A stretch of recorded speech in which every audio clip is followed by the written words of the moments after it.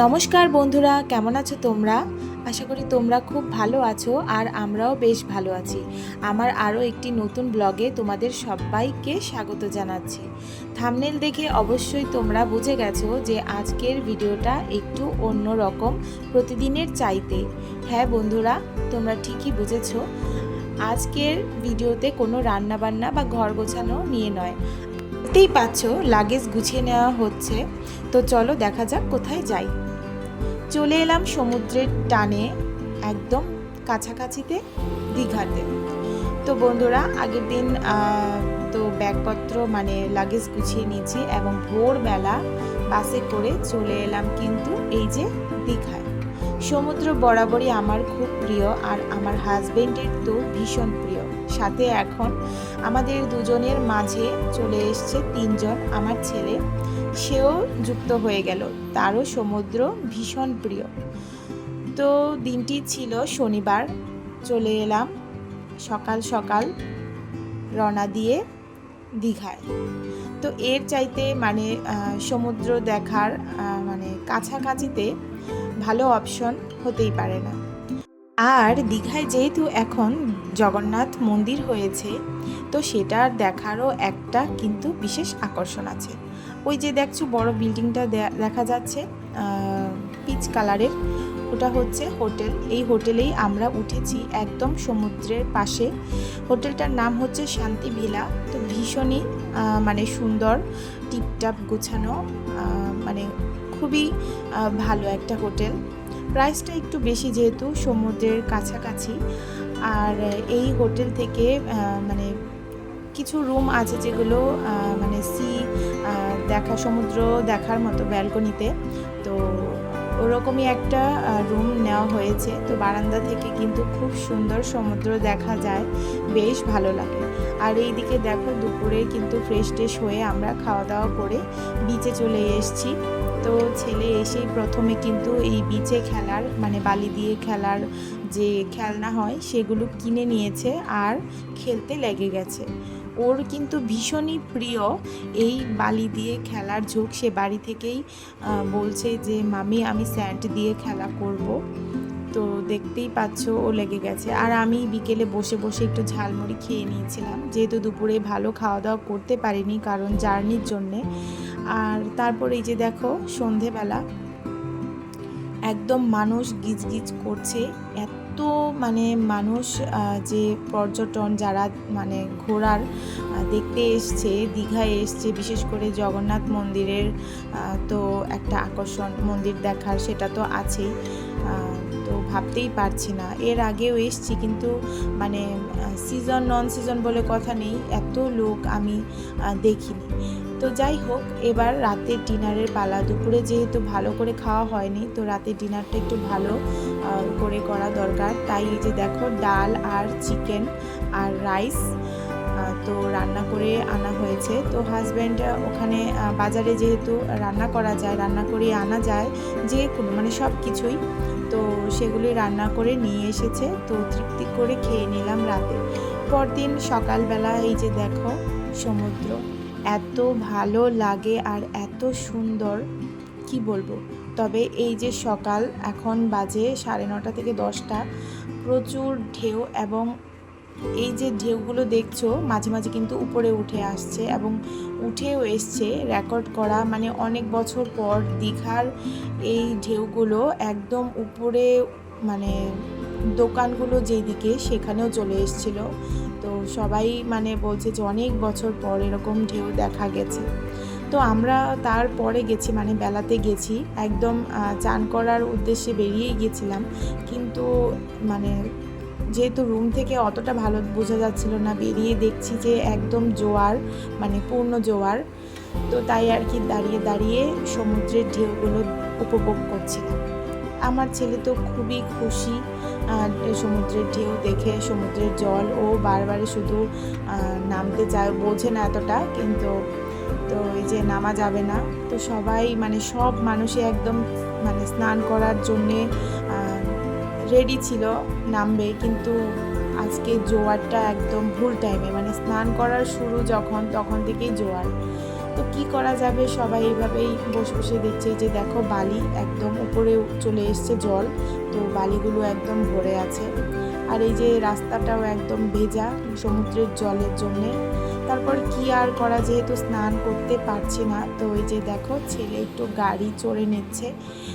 বাচ্চাদের যা হয়, যা দেখে তার জন্যই একদম পাগল হয়ে যায়, একদম নাছোড় বান্দা। তবে কি আর করা, যেহেতু ঘুরতে এসেছি একটু তো বায়না মেটাতে হবেই।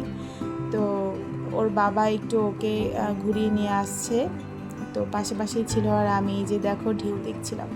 সবাই কিন্তু মানে কিনারে বসে বসে, খুব কম লোকেই বসেছে, কারণ যেহেতু ঢেউটা উপরে চলে আসছে, কখন কি বিপদ বা মানে দুর্ঘটনা ঘটে যায় তার জন্য আর কেউ যাচ্ছে না। তারপরে যে দেখো আর সমুদ্রে স্নান করা গেল না, তো রুমে এসে স্নান টান করে সেরে নিলাম। আর দুপুরে রান্না করে নিয়ে এসছে পমফ্লেট মাছের ঝাল, এই যে কাতলা মাছ ভাজা, আর এটা পমফ্লেট মাছের ঝাল, আর এটা হচ্ছে চিংড়ি মাছের মালাইকারি। এত রান্নাটা এতটা ভালো হয়েছিল।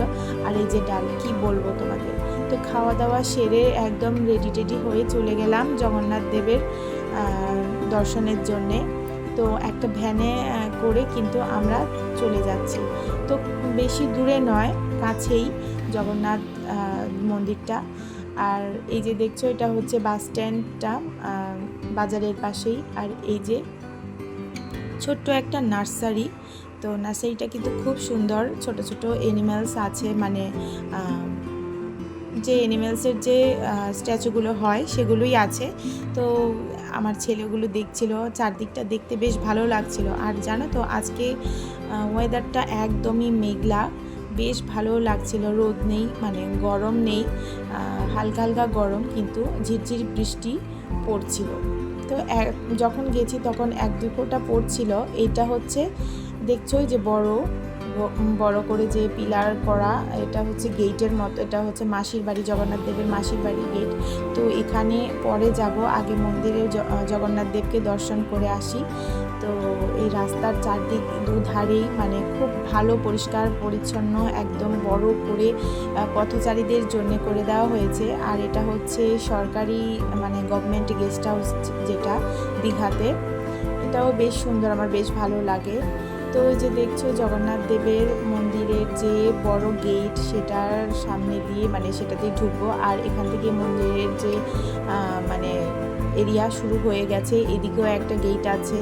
তো এখনও কিন্তু কাজ চলছে, কাজ কিন্তু সম্পূর্ণ কিছুই শেষ হয়নি। এদিকে যে বড় গেট, এটার উপরেও কাজ চলছে, চারদিকেও কাজ চলছে অনেক। আর এদিকে অনেকগুলো গেট আছে, তো গেটগুলো কিন্তু সবগুলো দিয়ে মানুষ ঢুকছে না, মানে এক এক দিক দিয়ে ঢুকছে, সব দিক একদিক দিয়ে সব মানুষ আর কি ঢুকছে না। তো এই দিকে আবার একটু পুকুরের মতো করে, একটু পার্কের মতো করে দিয়েছে। তো বেশ সুন্দর লাগছিল। আর দেখো মানুষের ঢল, এত হাজার হাজার মানুষ, এত সব মানুষ এসছে জগন্নাথ দেবের দর্শনে দীঘাতে। তো ভাবাই যায় না, না গেলে বোঝাই যাবে না যে কি এক অবস্থায় আছে। তো আমরা প্রায় এসেই গেছি। তো যেখান থেকে আর কি জুতো খুলে রেখে ঢোকার মানে লাইনটা শুরু হয়েছে, সেখানে গিয়েই থেমে এই যে লাইনে দাঁড়িয়ে পড়েছি। লাইনটা কিন্তু একদমই থেমে নেই, ঝটপট যাচ্ছে। আর জুতো রাখার যে কাউন্টার, সেখানে এতটাই ভিড় ছিল যে আমরা জুতোগুলো ওখানে রাখতে পারিনি। যে যেভাবে পারছে গাছের নিচে, এখানে ওখানে সাইডে করে দেয়ালের রেখে চলে যাচ্ছে। জুতো পরে যাওয়া যাবে না, এটা হচ্ছে মেন। তো আমরা একটা গাছের নিচে 3 জনের জুতো একসাথে রেখে তারপরে যে দেখো ঢুকে পড়লাম। তারপর পা ধুয়ে তারপরে যে মন্দিরের ভেতরে কত সুন্দর আর কত বড় করে করেছে, যে মানে না দেখলে না গেলে বোঝাই যাবে না। তো তোমরা যদি কেউ এখনও না যেয়ে থাকো, তাহলে আমি বলবো অবশ্যই তোমরা গিয়ে দীঘার জগন্নাথ দেবের মন্দিরটা দর্শন করে এসো। রাজনীতি যেখানে যেখানে, কিন্তু ভগবান তো সবার, তো ভগবানকে দর্শন করে এসো। তো মোবাইলে কিন্তু ভিডিও এত তোলা যাচ্ছিল না, আর খুব বৃষ্টি পড়ছিল, আমরা আর ভেতরের এতটা ভিডিও করিনি। তো এটা পরদিন সকালবেলার ভিডিও। তো এই যে হাঁটতে হাঁটতে সমুদ্রের ওল্ড দীঘা থেকে হাঁটতে হাঁটতে 5 মিনিট 10 মিনিট হাঁটলেই কিন্তু এই যে মাসির বাড়ি চলে আসা হয়। তো মাসির বাড়ির এই যে পাশেই একটা জগন্নাথ দেবের মন্দির। তো এই যে মাসির বাড়ির মন্দিরটা নতুন করেছে, তো এটা সবে খুলেছে। তো পরিষ্কার করছে চারদিকটা একটু ঝাড় দিয়ে। আর এদিকের পাশের রাস্তাটা ভীষণই সুন্দর, অনেক চড়া বড় করে করেছে। আর ওই যে দেখো ভেতরে জগন্নাথ দেবের আর রাধাকৃষ্ণ মূর্তি রাখা আছে, ঠাকুর রাখা আছে। তো ওই যে যখন উৎসব মানে উদ্বোধন হয়েছিল, ফুলগুলো দিয়ে সাজানো হয়েছিল, সেগুলোই কিন্তু এখনও ঝুলে আছে।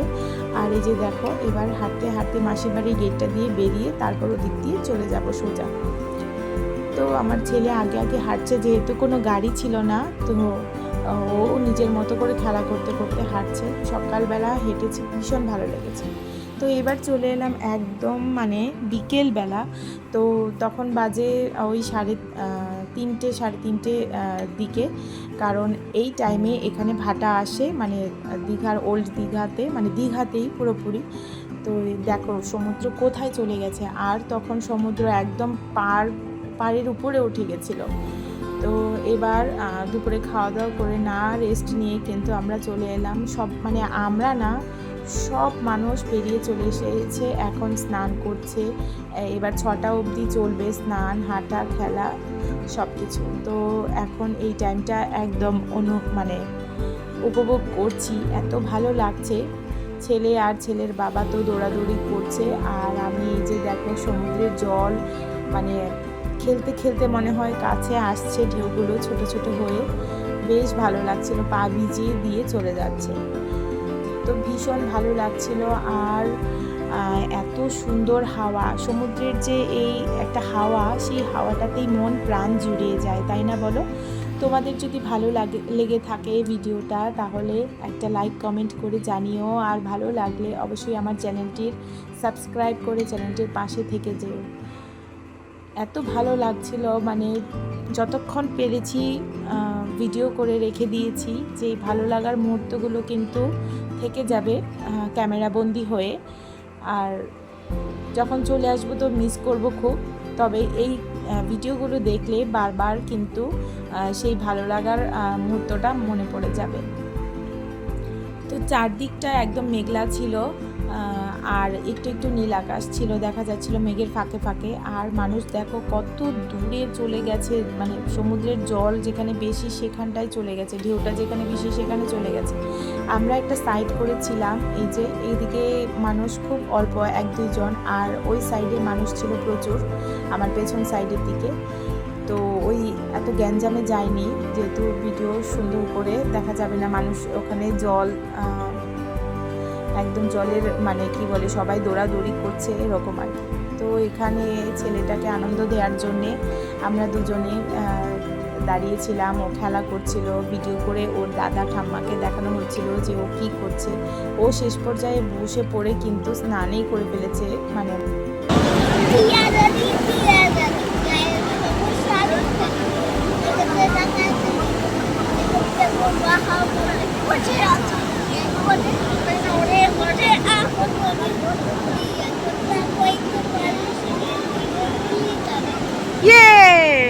এই যে সন্ধ্যাবেলা কিন্তু একটু শপিং টপিং করলাম, তারপর ওই যে ওর বাবা একটু খাবার আনতে গেছিলো, যেটা অর্ডার দিয়েছিল। আর এদিকে ছেলে ওই যে একটু কবিতা বলছিল, খেলা করছিল, দৌড়াদৌড়ি করছিল, লাফাচ্ছিল, দেখছিল ঢেউ। তারপর ওই তো দূরে রাতের বেলা সমুদ্রের মাঝখানে আলো জ্বেলে ওঠা ছোট ছোট ট্রলারগুলো মাছ ধরার, সেগুলো গুনছিল। এগুলো আর কি সব বাচ্চা কাচ্চা, সব বড় ছোট সবাই অনেক আনন্দ করছিল, কারণ আজকে বৃষ্টি ছিল না। আর এই দেখো আস্তে আস্তে সমুদ্রটা কিন্তু কাছে চলে এসছে, সবাইকে ভিজিয়েও দিচ্ছে, কারণ সমুদ্রের জোয়ার এসে যাচ্ছে, জল বেড়ে যাচ্ছে, সবাই আস্তে আস্তে করে উপরে উঠে যাচ্ছে। আর তখন বাজে ঠিক 9টা সাড়ে 9টা। এবার আমরা রুমে চলে যাব, গিয়ে খাওয়া দাওয়া করবো তারপরের দিন। তো পরদিন সকালবেলা কিন্তু 11টার দিকে আমাদের বাস ছিল, তো বাসে করে বাড়ি চলে এসেছি। আর শেষমেশ সমুদ্রে একটু হেঁটে নিয়েছিলাম আর পা ভিজিয়ে নিয়েছিলাম। ছেলে তো ভীষণই খুশি, তো সমুদ্রকে বাই বাই বলে এসছে, বলছে আবার দেখা হবে। তো বন্ধুরা ভিডিওটা এই পর্যন্তই, যদি ভালো লেগে থাকে তাহলে সাবস্ক্রাইব করে পাশে থেকো।